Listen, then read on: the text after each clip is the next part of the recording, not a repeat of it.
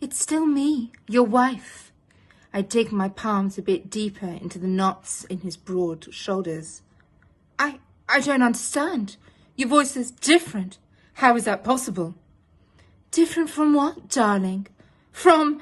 He bats my hand away. You're taller too. I'm sure of it. You're just used to seeing me behind a secretary's desk, Mr. Smith.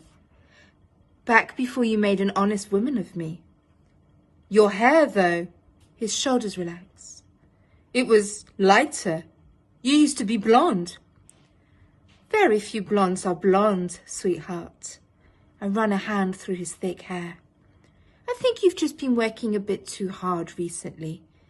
Maybe think about having an early night? He stares up at me with his eyes glazed and his lids heavy. Then he rubs his face wearily before nodding and climbing the stairs to our bedroom. It's still me, your wife, I croon placatingly through the bathroom door as he leans on it heavily from the other side. You're not, he cries. Your voice has changed again. You look different. Sweetheart, that's absurd. Different how?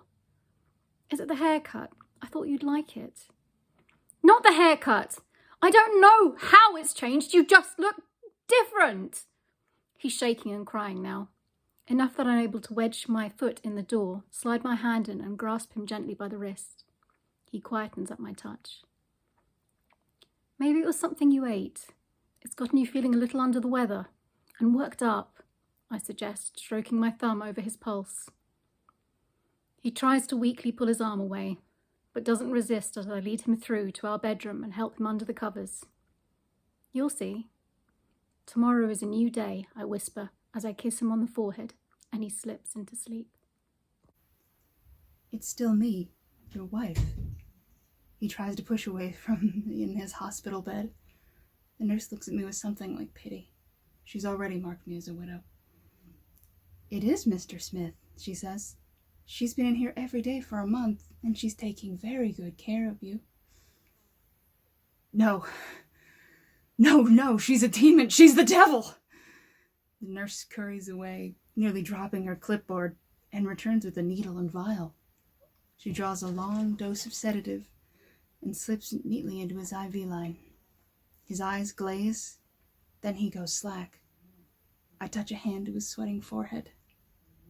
When he's asleep, the nurse looks to me again.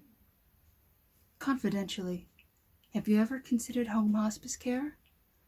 The lorazepam is available in pill form. It's still me, your wife, I whisper as I place a rose at the ground by his gravestone. It reflects in the shine of the granite, almost highlighting the words, beloved husband, in the dull grey of the evening. My hands shake as I button up the top of my coat and slide down self-soothingly, coming to rest on the slight curve of my abdomen. I smile at the thought of the new life growing inside of me. 10 perfect fingers, 10 perfect toes, 35 perfect, pointy teeth. Turning to walk from the cemetery, my eyes are light on a figure watering a bank of daylilies.